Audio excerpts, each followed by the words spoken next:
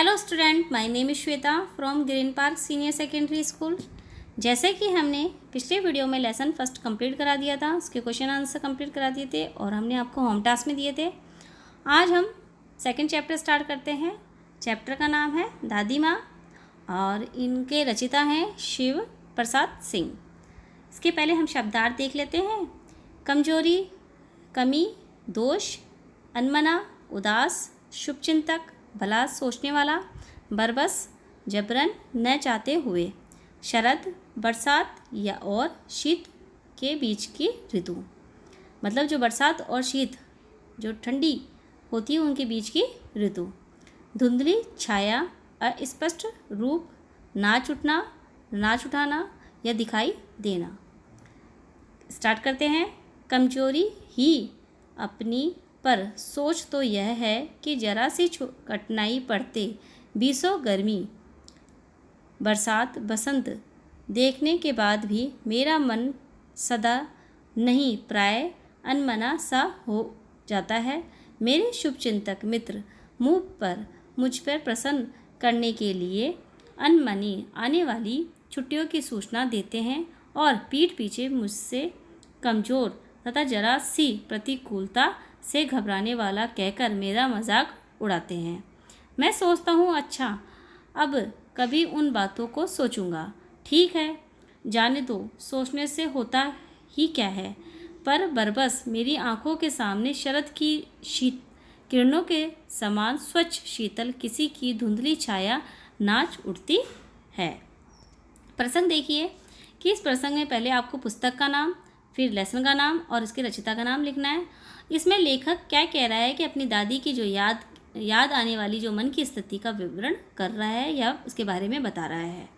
व्याख्या देखो, लेखक कहता है कि आज एक नई बरसों वर्ष हो गए हैं कि आज का दिन ही नहीं कि नई 20 वर्ष हो गए हैं कि जीवन में थोड़ी सी परेशानी आती है तो मन परेशान हो जाता है। कि अगर जीवन में थोड़ी सी भी परेशानी आती है तो मन क्या हो जाता है, परेशान हो जाता है। मुझे उदास देखकर मेरे शुभचिंतक मित्र आने वाली छुट्टियों की सूचना देते हैं। अगर मैं उदास हो जाता हूँ तो मेरे मित्र क्या करते हैं, शुभचिंतक यानी मेरे भला चाहने वाले मित्र मुझे आने वाली छुट्टियों की सूचना देते हैं, जिससे कि मैं प्रसन्न हो जाता हूँ, जिससे कि मैं खुश हो जाता हूँ। साथ ही विषम परिस्थिति में वे मेरा उपवास भी उड़ाते हैं कि आने वाली परिस्थिति को देखकर वो मेरा मजाक भी उड़ाते हैं।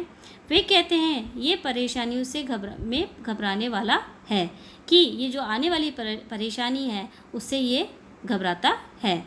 मैं सोचता हूँ कि कोई बात नहीं है, अपनी कमजोरी के बारे में सोचूंगा।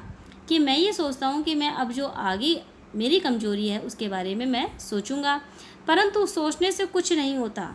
लेखक कहता है कि जो उसके जीवन में परेशानी आती है, परिस्थिति आती है, उसके बारे में वह सोचेगा, लेकिन सोचने से भी क्या मिलता है या होता है। मुझे वर्षा और शीतकाल के बीच की जो ऋतु के समान साफ और शांत स्वभाव की अपनी दादी माँ की एक अस्पष्ट छवि अपनी आँखों के सामने दिखाई देने लगती है। कि वह कहता है कि सोचने से भी क्या होता है, लेकिन मुझे जो वर्षा और शीत काल के बीच की ऋतु होती है उसके समान साफ और शांत स्वभाव, वह कह रहा है कि मुझे शांत और साफ स्वभाव का होकर अपनी दादी का अस्पष्ट छवि जो दिखाई नहीं देती अपनी आँखों के सामने दिखाई देने लगती है। मतलब बिल्कुल अस्पष्ट। अब इसके क्वेश्चन आंसर देखिए। उपयुक्त गद्यांश में शीर्षक लिखिए। तो इसका शीर्षक है धुंधली छाया।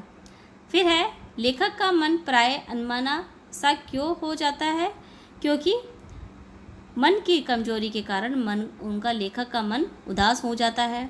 लेखक को आने वाली छुट्टियों की सूचना कौन देता है, उसके शुभचिंतक। धुंधली छाया कैसी लगती है, लेखक के सामने इसकी धुंधली छाया प्रकट होती है। तो धुंधली छाया शरद की शीत किरणों के सामने लंबी लगती है और लेखक के सामने दादी माँ की धुंधली छाया प्रकट हो जाती है। इस प्रकार हमारा लेसन सेकंड का फर्स्ट पैराग्राफ कंप्लीट हो गया है। आज का आपका होम टास्क है इसके शब्दार्थ और आप इसके क्वेश्चन आंसर, और साथ ही साथ लेसन फर्स्ट भी आपको लर्न भी करना है। धन्यवाद।